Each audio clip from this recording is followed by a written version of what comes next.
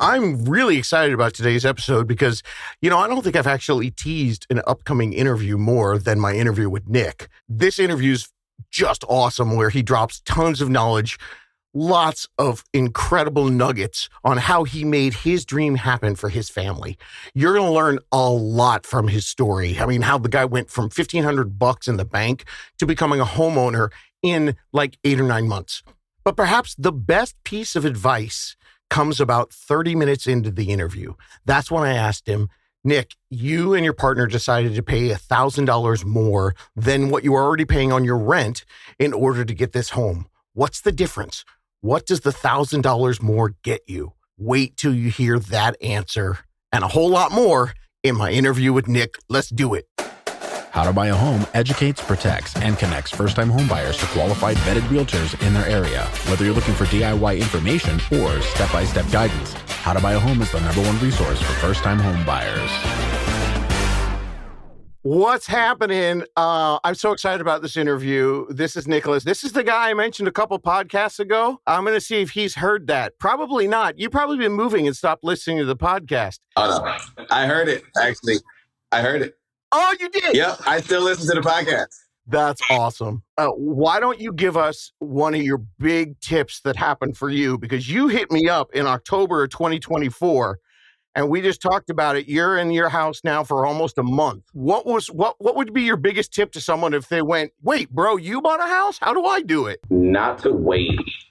I think the biggest tip would be to reach out, because all the information that I heard throughout the podcast, it's very beneficial, but it doesn't scratch the surface to when you actually get connected with the unicorn and start going through the material and like really working on your plan. The listen to the podcast was giving me like the study guide, right? So it was making me think, like, I was at the gym and I'm just like, Dave's saying I can do this. I'm like, but reaching out to you was like the most nerve-wracking part. I remember typing up the email and talking to my woman. I was just like, should I send it? Should I not send it? I think I'm gonna send it. I was so nervous. I'm like, I'm gonna send it. I'm like, he's not even gonna respond. And then I was like, oh my God, he responded. I'm like, it's just like all the videos that I hear. I'm like, all the interviews, I'm like, it's true. He responded. This is why I answer the emails, baby. Let's hear your story. You reached out to me on October 2024. You had $1,500 saved, and it's now September, and you've been in a house for a month. $312,000 home. And so go through your story. When you reached out, there are a lot of people out there that have $1,500 that don't know they can buy. So, what was the thing to get you to go, I'm going to ask this guy, what the heck? Well, I was listening to your podcast for almost 2 years prior to me actually reaching out. So originally back in 2022, me and my sister thought about like buying a home together. And I remember going through that process, talking to a financial person. He was like, yeah, like you only be able to get approved for like $150,000, something around that range. Let's work on your credit. So I'm like, you know what? I need more information, because I met with a realtor like via phone and stuff like that. And he was just very much on, hey, let's run your numbers. Let's get you approved. And I'm like, I'm still confused on a lot. There's a lot of questions that I have that haven't been answered. I don't want to go that route yet. So then I was like, let me see if there's a podcast. Somebody has to be talking about something. And then yours was the first one that popped up. I'm like, all right, let's see it. How to Buy a Home. Very self-explanatory. Let's see what he's talking about. And a couple episodes in, it was giving me the meat and potatoes. And I was like, he knows what he's talking about, and he's not trying to sell something. I'm like, let me keep listening, because maybe the sales pitch is later on. But the sales pitch never came, but the facts came. And I was like, okay, this got my attention. So then I kept listening. And then when it came to that time, I kept talking to my woman. I was like, look, I said, I'm tired of renting. They're going up on our rent. I'm like, we're about to have a baby soon. I'm like, it's not beneficial. And I refuse to raise a baby in an apartment building. Like, no, like, we're not going to do this. So then I was like, you know what? I'm going to go ahead. I'm going to reach out to Dave, and I'm going to roll the dice, and I'm going to see what's going to happen. So many things. Thank you so much for that. I want to hear more about your story, because you've had me in your ear holes for a long time. So October 24, you reached out. You got the facts. Thank you very much. You didn't get the sales pitch, and you just kept working on the facts. but we got you in touch with the unicorn right away. Yes. That was last year. So was the first thing you did start working on your credit score? No. So I started working on my credit a bit before. So I started working on like knocking out debt and stuff like that. So then when I got in touch with Erin, who's amazing, by the way, and she partnered with her team. I was with Brian, who was so patient, and he answered every text because I texted him so many times saying, what if I do this? What if I do that? Should I pay this now? Should I not? I was messaging him so much. So patient, but they were so helpful. Like that kind of helped me throughout the process. Like, okay, I'm paying down some of my debt. I'm saving up. At first, I thought I needed to save a bunch of money, but then I listened to one of your episodes. It's like you should do it simultaneously. Pay down your debt and work on saving up that deposit. So I'm like, okay, let me do this. And with Brian's guidance, it made it a lot more easier and a lot more comforting too, because I knew like any financial question I had, I just reached out to him like, hey, Brian, so what about this? What about that? And he gave me the clear guidance, which says, hey, go ahead and reach out, get this, go ahead and pay off that, pay this down to this percentage. It was very, very clear. Very, very clear. To clarify for everyone, Brian is the unicorn lender that works with Erin, the unicorn realtor. But what you just said there at the end, everything you said is fantastic, by the way. And I wish everybody would understand that. Because you get so sucked into the trap of going online, or like you did years ago, talking to somebody and just getting, nope, you're not ready yet. Do this. But it's that balancing act, right? Yeah. Because you think, well, I just have to do one, debt first and saving second. But buying with some kind of debt is a way for you to get into the process faster. So sometimes, like you said, he was giving you exact numbers, like pay this down, but and that was helping you, yeah? Yeah, 100%. Like when we went over it, and I kind of told him, I was like, hey, my credit score is here. This is what I got showing up on my credit. Like, what would you recommend that I do? He was like, well, some of those bills, he said, see if they're actually paid off, reach out, see if you can get a letter of it was like a letter of completion or stuff like that from him. So I was reaching out. Yep. I was driving to different towns to the offices so the people who wouldn't pick up the phone. I'm like, hey, I need a letter for this. I paid it off years ago. Like I was on the move. I was on the move. Proactive, baby. That's what gets it done. What I try to explain to people is people spend so much time shopping for rates, and then they end up going, okay, and then they'll pay a credit specialist. A good lender, unless you have like huge problems, they're going to give you all that. So your unicorn lender basically was a financial planner, a credit score specialist, and your mortgage broker, all rolled into one. Yeah. That's awesome. So you were doing all that, and we kind of buried the lead a little bit because I mentioned in the podcast when I brought your story up again, that was October 24. Everything was going great. Then I get the text in July from you. Well, it was going great, but I'm feeling a little defeated. Both cars were broken. And how many months pregnant were you at that time? So in July, the baby was 3 months because she was born in February. So yeah, March, April, May. Born in February. Yeah. So, okay. So she was only like 3-4 months old. And so now like we're going through formula, diapers, still paying rent. And then my partner, she was still on maternity leave. And then I'm just going back from maternity leave, getting ready to, and then the cars are in the crapper. And I'm just like, this is a lot. Like I was feeling the weight of everything. And I'm like, I just need to reach out to Dave. I'm like, cause I just need to let him know, like, should I keep doing this? Like, this is a lot of weight right now. Your response back was like so comforting. It was like a breath of fresh air. I was like, oh my God, that makes me feel so much like more relieved, because it's like, I was expecting to hear some, hey, yeah, we can pick it up later on. And it was just like, no, it's like, we're doing your rent replacement strategy and that's life. We adjust. And I was like, oh my God, that's like so comforting. So comforting. The difference between, a door opener and a number cruncher, someone to try to get you under contract as soon as possible so they can get paid. I'm the universal coach, and then you have your unicorns that are going to be coaches.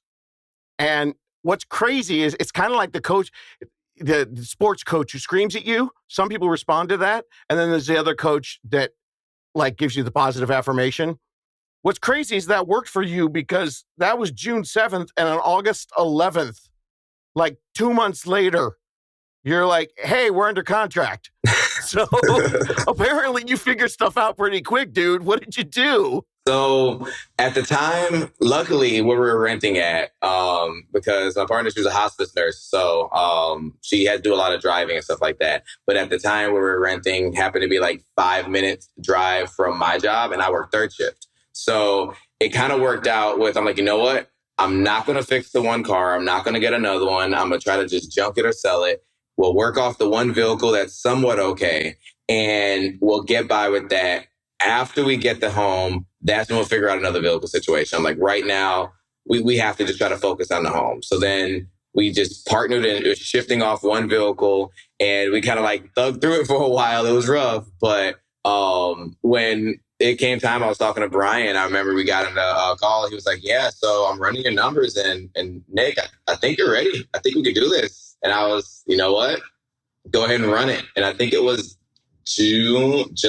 I think it was July 19th, July 17th, July 19th, I got approved. And then we started looking shortly after that with Aaron. And then we probably went for like a week and a half, maybe 2 weeks looking at homes before we found the home that we settled on. I don't want to be one of those guys who comes on, who coaches people and says, take away all the good things in your life. But that was so incredible that you came in at that one point. You were like, I got to put this way on hold. I got to invent busted cars. But because you had the right support team around you offering different strategies, we're talking to you in your house right now. That's amazing. How did the process go looking and finding the home? Very emotional, to say the least. So we looked through homes. The first day, I want to say we looked at like 12 homes.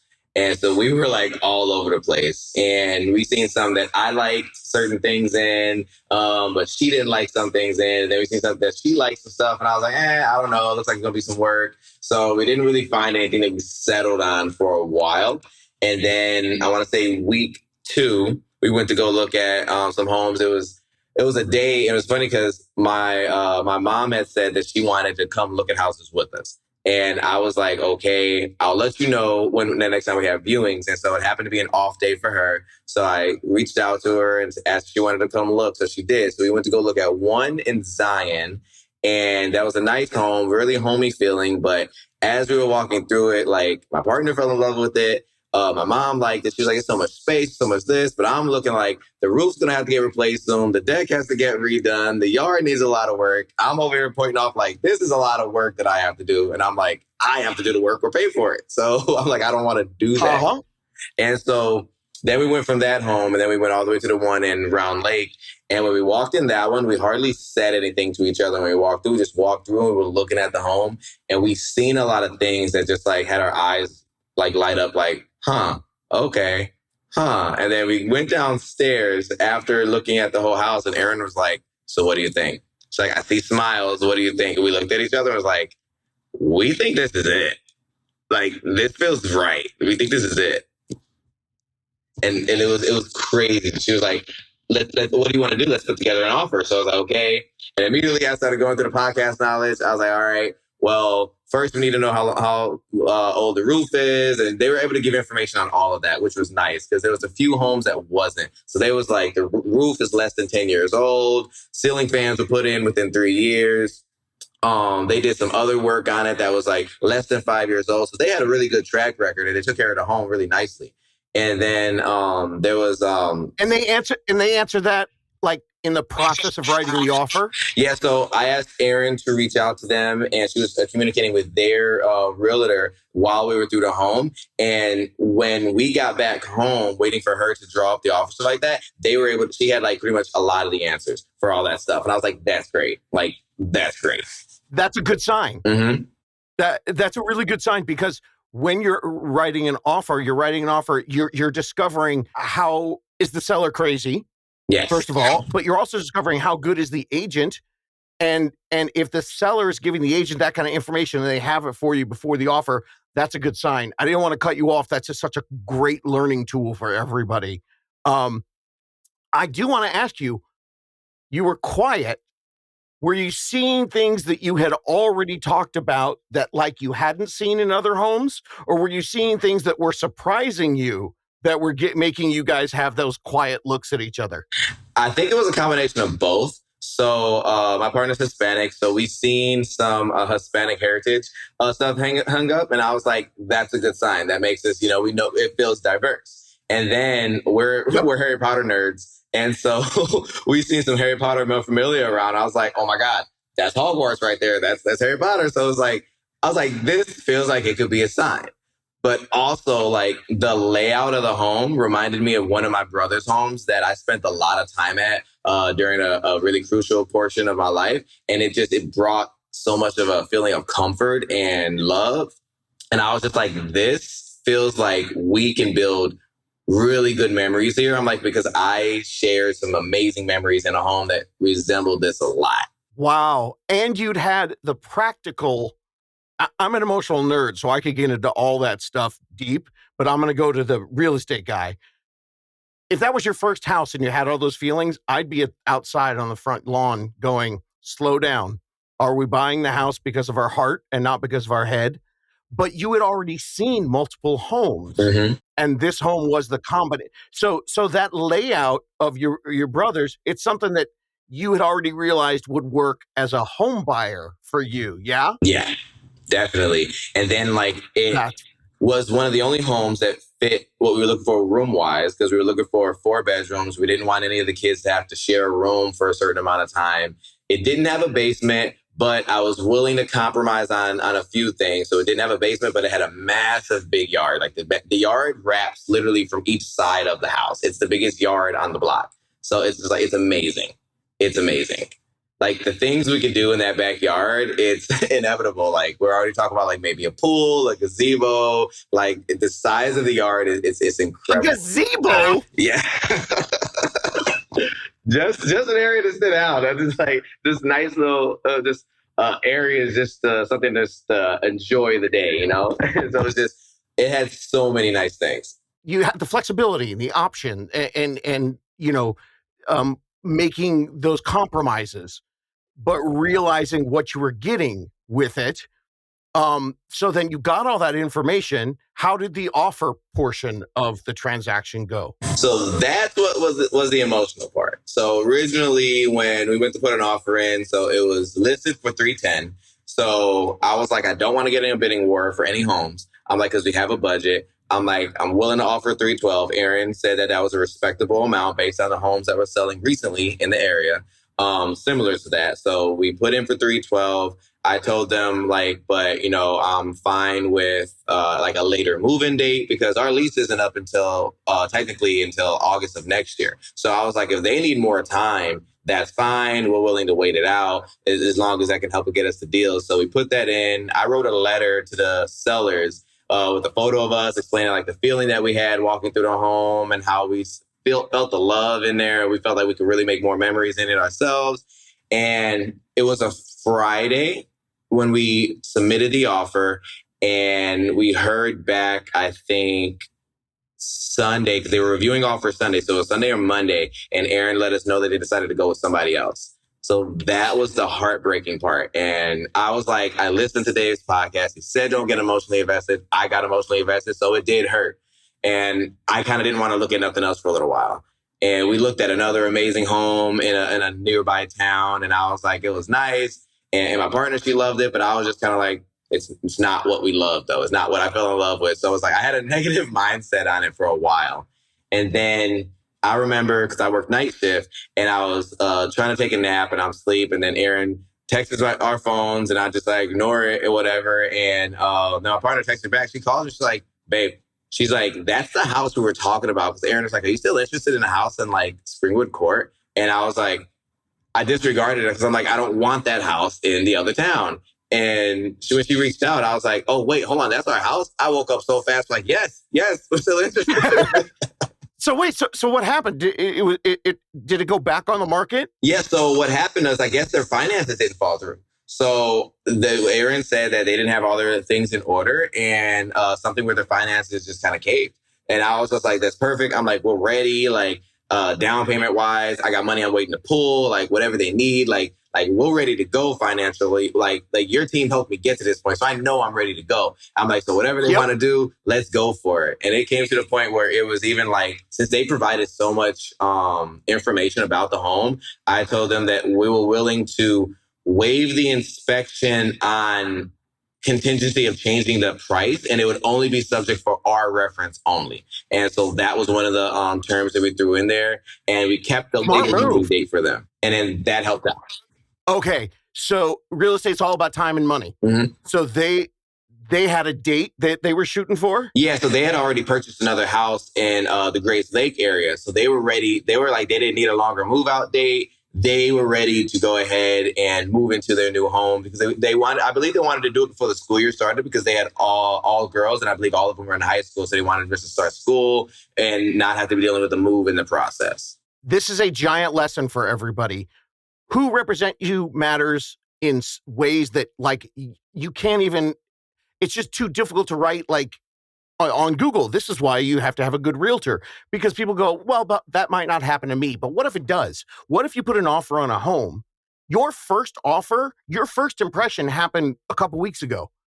They saw Brian's great, well, like you said, you've been working with your unicorn lender for a long time. Mm-hmm. You had a professionally presented offer. But the bottom line is money's money. Yep. And some sellers are going to take the higher offer. The fact that you had a unicorn team, they presented you so well the first time that when they were under the gun, they knew you guys were going to do it and they were willing to take the lower number.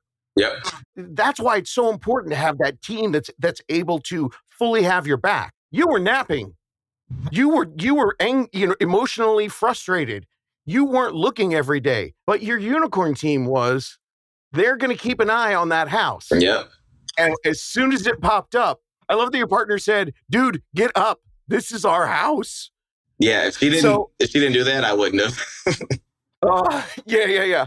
I do tell people, be careful with the inspection and all of that. But by keeping the inspection as, I can still pull out of the deal if the inspection shows me a $20,000 problem. But I'm going to write it that I'm not going to ask you to change your price, because I know everything's going to be nickel and dime because I already have the information on the big ticket items. Yeah. That's huge, Nick. Was that something that you brought to Erin, or did she bring it to you, or was it a collaboration? I believe it was more like a collaboration because I looked around when she was able to provide that information about the home. I'm like, she's like, are you comfortable with waiving it? I said 100% I'm comfortable with it. I said, because they were able to provide so much information in detail, because there was this other home in the Waukegan area that we seen that I really liked, but the owner couldn't provide a lot of information about the home because I guess he used it as a rental home, and it was just real sketchy. It was a beautiful home. Excuse me. It's a beautiful home, beautiful area and everything like that, but it was just couldn't provide information. And it was on the market for, I think, when we looked at it, about almost 3 months. So I was like, why is this beautiful home on the market for 3 months? And I was like, the longer it sits, they should be willing to work a deal, but they never moved on the price. They kept staying at the exact price. And then shortly after we went under contract, I kept watching the home because I was curious. It went under contract for like 2 days and then went back on the market. And then they cut the price by like $4,000. And I was just like, this is very odd. So I was like, I'm glad we didn't go with that home. The realtor red flags reading between the lines. You want the inside information on that home? It was a rental for a long time. That means it's someone who was looking at the numbers. And so they had a number they wanted to sell at. And when they didn't get it, they got stubborn. And then that 2 days was an inspection. And then finally they had on paper from somebody, I'm not buying the home because of all this. And then they had to drop it. You know what I mean? What did you guys end up doing for your down payment? Because we started, did you guys use a low down payment option? So for the down payment, we ended up using, so I ended up just pulling from my Acorns. So I ended up just having to pull from my Acorns. Oh, great. So at first I was going to use my 401k, but I was doing the math on it. And I was talking to a colleague of mine. He was like, if you have the money in Acorns, pull it from Acorns before you pull it from your 401k, because then you have to pay that interest back and you get a penalization fee. He was like, take a loan out from your 401k if you need to, but don't withdraw it. And I was like, you know what? That's smart. So that's what I did. I'm like, I have the funds there. Let me pull that. So I pulled from Acorns to go ahead and use for the down payment. And for escrow, I think we offered 31 for escrow. And I was like, okay, cool. So we put that down. That was easy to get to him. And then when it came to the table, I'm like, okay, we're probably gonna have to bring a lot to the table. I'm overestimating. And Brian was like, Nick, I don't think you're gonna have to bring a whole lot at all. And then he was like, bring like $4,000. And I was like, really? He was like, $4,000, that's it. And I was, okay. And so we get there at the table, I bring a $4,000 check. And then before we leave, they give me a check back for like 300 and some change. And I was like, oh snap. So I really didn't even need the $4,000. So the Acorns, which is, again, when I tell people to use a 401k, or, there are some that will do a no fee, no taxation, no penalty for some certain programs, but Acorns is one of those great programs that works. So you use that for a down payment. So I'm assuming that was like 3%, 3.5%, something like that. Yep, 3%. So we ended up doing 3% down. And it was just like, it was perfect. So 3% down off of what the house was. And I was like, that's easy in my Acorns. Easy. So you had the 3%, the $12,000, and you brought the $4,000 for your closing costs, which again, I say on the podcast that I tell people count on 3%. Now notice your escrow and closing costs were only 1%. Yeah. So they can be lower. It just depends on where you are. If you had the cash in hand, all in, that's $16,000 to buy a home. But by using your Acorns, dude, that's less than a first and last. Yeah. Because you got $300 back, $3,700, and now you're in a house. I was not expecting that. It was unbelievable. I was like, that's crazy. And I remember going to the signing the morning of, getting ready and stuff like that. I was so excited. But there, my hands were sweating. I was like, why am I so nervous? Oh my God. It was just like, I was like, it was so close. I'm like, but I feel like it's like something like it took away, like, psych. And it was like, I was so nervous. Your preparation, your tenacity, stick through it, through everything. Yeah, it's so funny. Like I told you, it's okay. I know you got an infant. Keep going. You can do this. But then I told you it's going to be emotional. And even though I told you, it still was. Yep. That's fine. We just keep on pushing together. And so what was your rent compared to your new payment now? So our rent was about $1,800 a month. It kind of fluctuated based on certain utilities in the building. Okay. And then our mortgage now is about $2,950. So it went up almost double, but I estimated for that though, because listening to your podcast, I was like, look, based on the home price, I'm like, we're probably going to be paying for about $3,000. So I was with my partner, I was like, hey, get in the mindset that we're going to be paying $3,000. We're going to be paying $3,000. I said, because us paying $2,000 realistically in the times we're in right now, it's not realistic. I'm like, it's just not going to happen. I'm like, if it does, that's amazing, but I don't think it's going to happen. And I think that's what the nervous portion of it was with her, because I kept telling her, hey, listen to a few episodes, listen to the episodes. Like, you understand what I'm coming from? This is why I feel a little bit more comfortable. And so she started, but just didn't stay all the way with it because she just got busy and just was like, So I'm like, okay, I'll do all the research on it. So like all the times that I went to the gym, I stopped listening to music. I stopped listening to everything else. You were in my ears every day at the gym. That was my motivation at the gym. And I was getting schooled while working out. That's what I was doing. That was so funny because I would see that in our correspondence, and you're like, "Yep, all right, I got you at the gym now." Just tell your partner, you guys have now created a forced savings account. You had your 401k and your Acorns. You guys are savers. You have a child now, which changes your whole mindset for the future. This $1,000 more a month is now going to be part of your future. And then let's talk about the differences.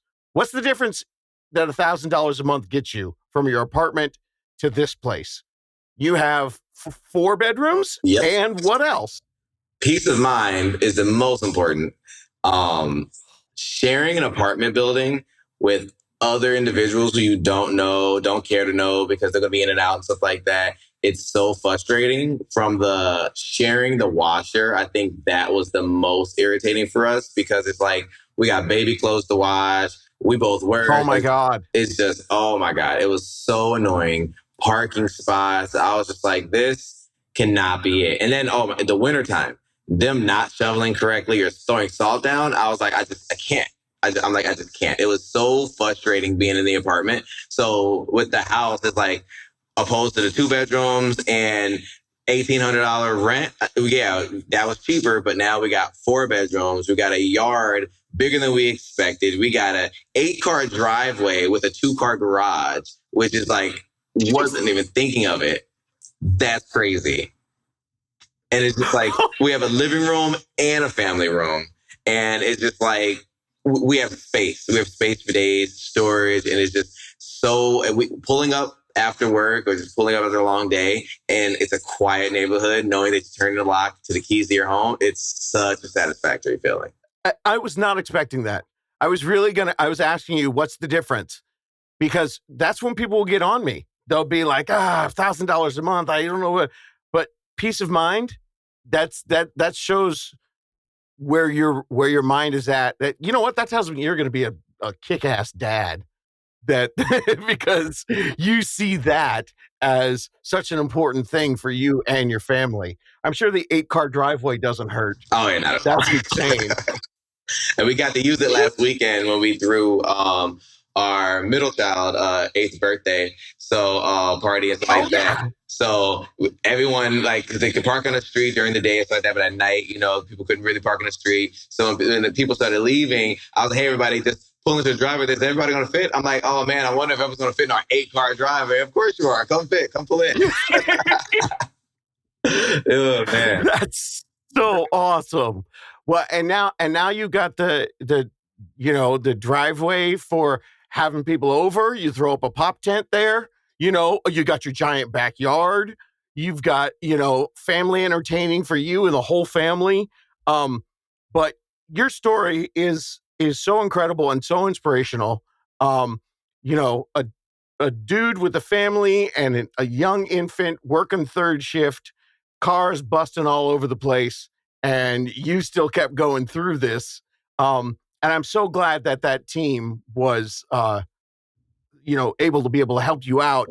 One of the things that I didn't mention, and this will be the last thing that I wanted to ask you about. When you first started, you were asking about looking in potentially 2 different states, right? Yes. So what were the factors, just for other people out there who might be thinking the same thing, what were the factors for you guys that got one state over the other? So one was, like I said, my partner's a nurse. So her license is in Illinois. Illinois pays more than Wisconsin and stuff like that. So we took into account the commute. And then also I'm in management at a medical manufacturing facility in Illinois. So that's also going to be a bit of a drive. So we took that in consideration, like how much money we'll be spending on gas. And then it's the Midwest, so the winters. So we had to take that in consideration.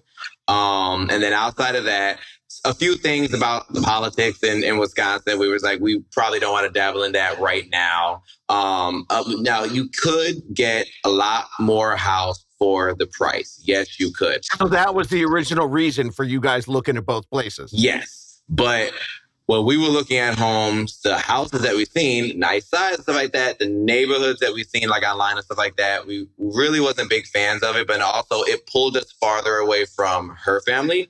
And she's the eldest in her family, so she does take up a lot of checking out her mom, dad, grandparents, stuff like that. So we really didn't want to pull her too far away from that and then end up something happening and we have to make a long commute or they make a long commute back to just come see us. We wanted comfortability for us seeing people and then them coming to see us as well. Those things are going to be different for everybody, but I think it's very important for people, don't just pull up 2 homes on Zillow and say, this home's nicer. It's not a TV. It doesn't show up on your doorstep and you put it where that home is can have such a giant effect on you and your family. So, with the licensing and the family and all that, I know the grass can look greener sometimes across state lines, but the nice thing is you had a good team to help you work through it and get to where you are. And you know what? Another thing I didn't mention too, some of the homes we looked at, people get real good at their photos that they post up on Zillow. The photos do not do justice when you go see the home. I'm like, is this the room we looked at? Like, this is small, but it's like they got in the corner, raised the camera as high as possible to make the room look as big as possible. We walked in, was like, we can fit a dresser in here. Like, this is not big at all. So really seeing the homes and not getting emotionally attached to it when you see the photos, actually doing a walkthrough, that's a big difference because you can either have nice photos and a crappy walkthrough or vice versa. And I think when we went to look at them, we were like, yeah, some of these photos don't do justice. And we found one that was nice, but as we were walking through it, there was this little crawl space. And as we opened it up, first thing that came to my mind was like the movie Annabelle. And I was like, yeah, no, that kind of gives me the creeps.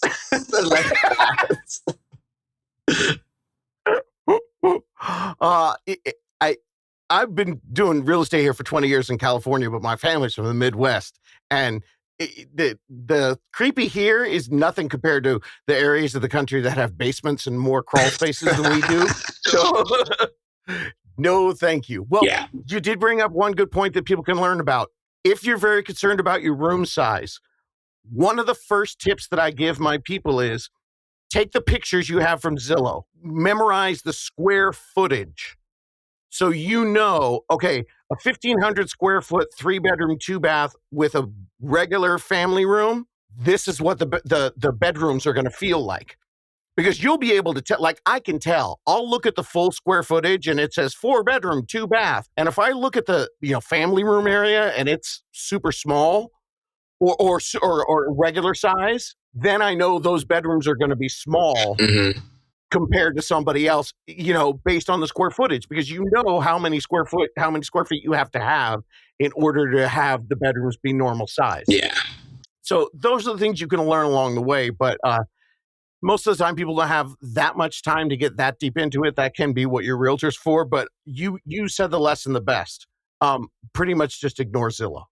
So those pictures.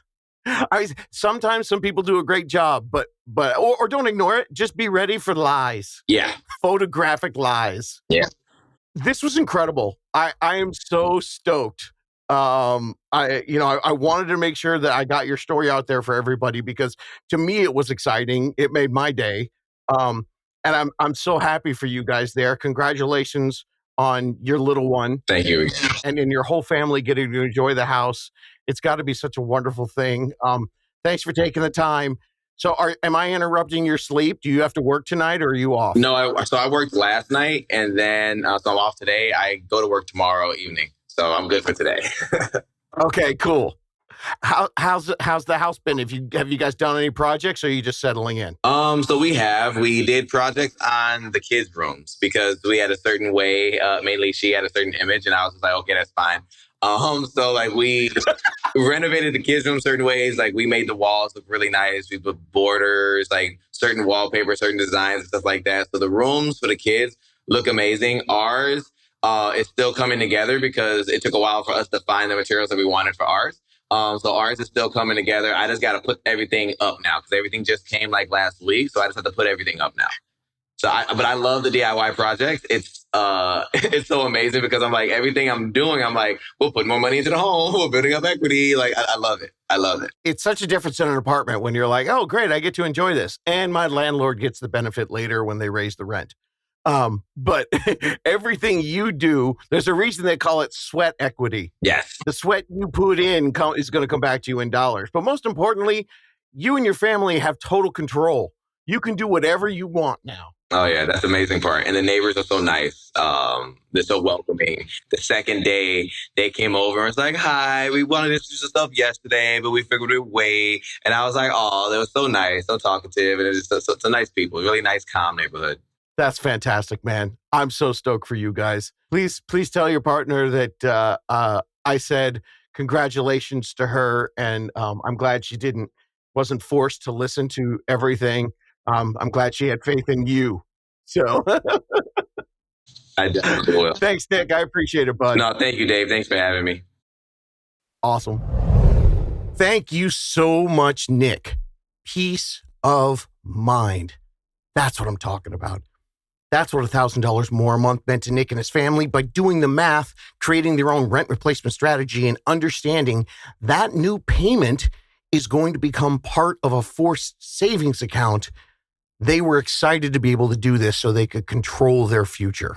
Yes, there were the intangibles that came with it, the things that were obvious. No more 3 flights of stairs with the groceries, no more neighbors on top of them. They got an 8-car driveway plus a 2-car garage.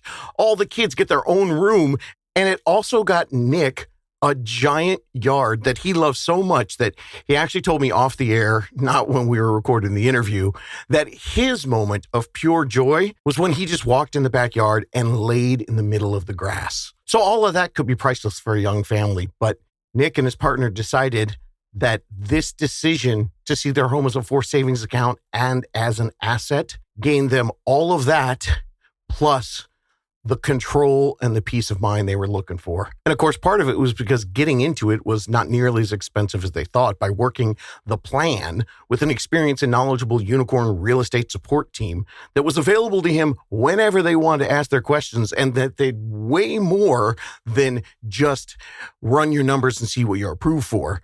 I mean, these were folks that were answering questions all the time, working on their bad credit, finding them a home that they could buy with a very low amount of savings, and giving them those creative down payment options. I mean, getting a $312,000 home for only $3,700 out of their pocket, that's incredible.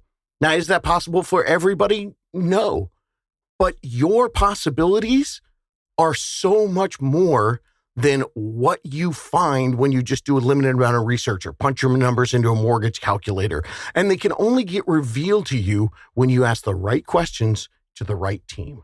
So do me a favor, if Nick's story has helped your home buying journey in any way, can you drop a review on Apple or Spotify? Write a quick couple sentences right there. It really helps How to Buy a Home get the message out so more people like Nick can get the education that they need to make dreams like this happen.